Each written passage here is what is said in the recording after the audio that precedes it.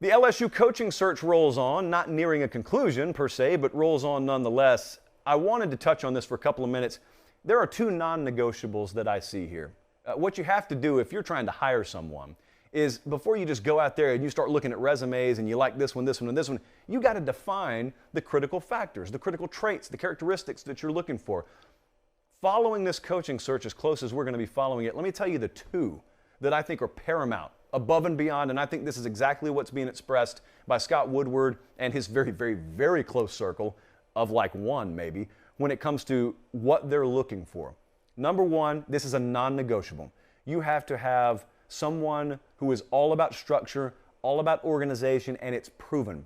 Someone who has a proven organizational model and someone who is proven in building structure. When Saban came there, it's not that he just got a bunch of great athletes. It's not that he built a fence around Louisiana. He brought an NFL structure in there. So much so that I'm a believer, and some people in the scouting world are a believer, that Les Miles and even Ed Orgeron were still benefiting from the structure that was put in place, in some cases over a decade after Saban left. That's how sound the structure he built there was. You got to give me that. It's a non-negotiable. Number two, to me, this is also a non-negotiable. You got to have someone who meshes with the culture there. I'm not telling you you got to have someone from Louisiana.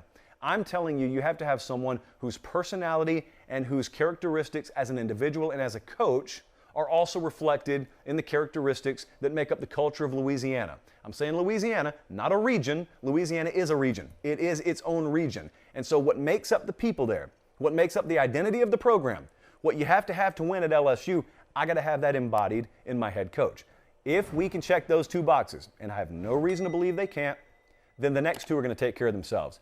You can pick which kind of system you want to run. You're going to be able to hire any coordinator you want, defensively, offensively, and recruiting is going to take care of itself. Because if I have those first two boxes checked, if I have organizationally top to bottom everything I need, and if I got a culture fit as a head coach, there's no limit to what we can do in the following categories. Who am I going to hire as a receivers coach? How's recruiting at the quarterback position going to look for 2024? All that takes care of itself. Those are dominoes a little down the line that will be knocked down if I get those first two checked. The only thing I'm telling you with confidence in the whole LSU coaching search is be careful putting your list together and only including college names on it. As I said the other night, and I'll reiterate, and this is not just my thought, this is me quoting someone semi in the know, this is not viewed as one of the top jobs in college football. This is viewed as one of the top jobs in football, period. And I am speaking with pretty close to as much certainty as I could that there are people in the NFL, head coaches and the like, there are people in the NFL who, if Scott Woodward wanted, I believe he'd have a serious shot at landing. That's not mentioning names in particular, because I don't think we're at that stage yet. I'm telling you the perception of the LSU job, as highly as you may think of it, it's even more highly thought of in coaching circles. So much so that there are some in the coaching profession that could have their choice of either that would view that as better than all but a few NFL head coaching jobs. That's the caliber of job, to be clear, that we're talking about here. So when I started talking a couple of months ago about Orgeron potentially being let go, and I gave you that much lead time, it's because behind the scenes, that's what the talk has been.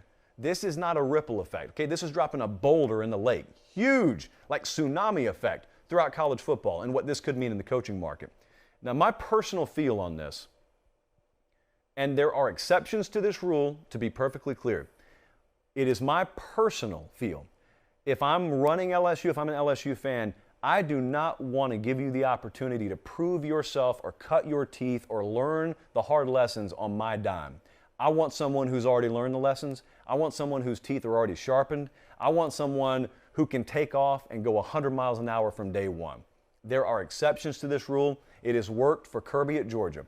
It has worked for Lincoln Riley at Oklahoma. It has worked for Ryan Day at Ohio State. Those are exceptions to the rule. Those were perfect, ready-made situations, and you happen to have the perfect candidate there.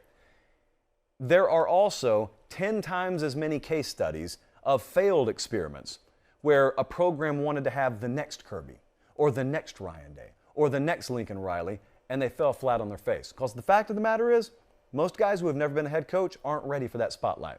Most guys who have even just been a coach a few years aren't ready for that spotlight. That's my personal feel. I'm not telling you that's how Scott Woodward feels or what I've heard. I'm telling you If I'm looking at LSU, I want someone who's been around the block a time or two and has done it and has proven it. So there are exceptions. That would be my rule. So the names floating around out there right now, you're seeing James Franklin a lot. If Harris County High School comes open, you're going to see James Franklin's name. That doesn't mean it's not serious. I'm just telling you, Franklin's represented by the right folks. His name's always out there. Do I think there's validity? I have no clue if there's validity there.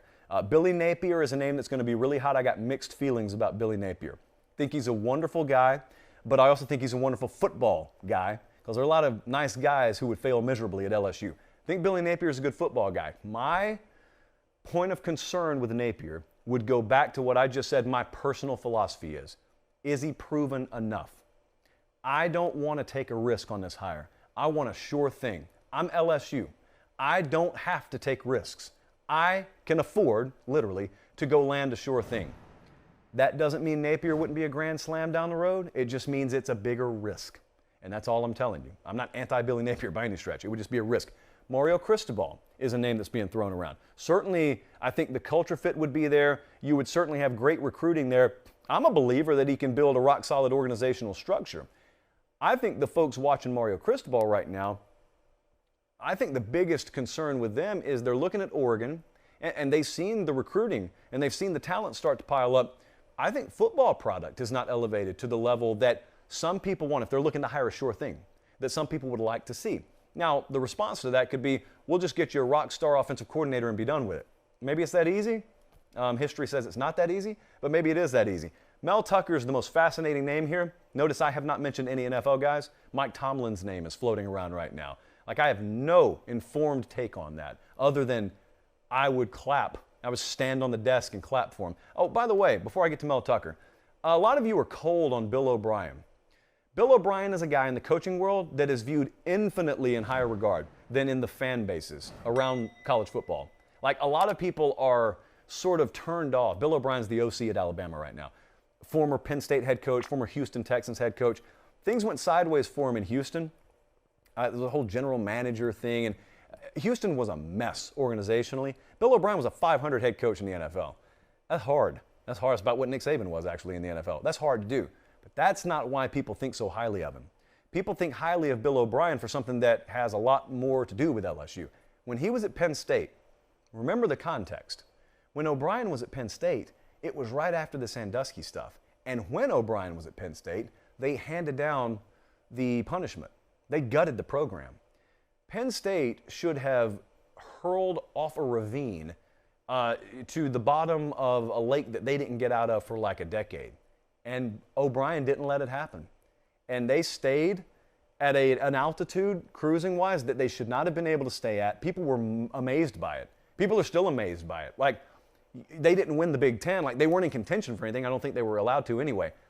People remember what he did, given the circumstances there. And people in the college world, a lot of them have always believed, like, if O'Brien gets another chance and he doesn't have a mess to deal with, O'Brien's going to be a winner. So I'm telling you, I don't know that he's even on anyone's radar. I'm telling you, if you hear the name Bill O'Brien, my suggestion would be don't be so quick to eliminate him or go, ugh, just because he didn't get it done as an NFL head coach.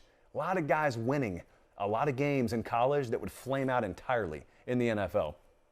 But the Mel Tucker, to put a bow on this, the Mel Tucker possibility, that one fascinates me. Because Mel Tucker is old. He's like in his 40s or 50s. Like, he's been around. He's been around a while. Only recently has he got his shot as a head coach, and he's kind of rocketed up a lot of people's boards pretty quickly. So on one hand, I've told you I want someone who's shown a long track record of sustained organizational development. Well, Mel Tucker doesn't have that. But Mel Tucker's also not a 29 or 30-year-old head coach. Mel Tucker's been around some of the best. He's worked for Saban. He's worked for Kirby Smart. Now he's doing his own thing, and he's also shown, at least in short term, the ability to own the transfer portal. There's no other way to put it. He's owned the transfer portal. I would suggest you be patient with Mel Tucker, because Tucker's sample size is going to be small no matter what. Mel Tucker's got a pivotal stretch coming up.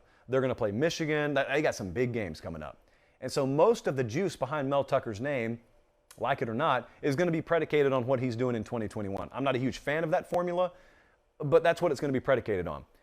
Mel Tucker's seriousness in the minds of many will probably be determined over the next month or so of this football season. So that's where the LSU coaching search is. It's a very good thing that there's not a lot of information to be had out there.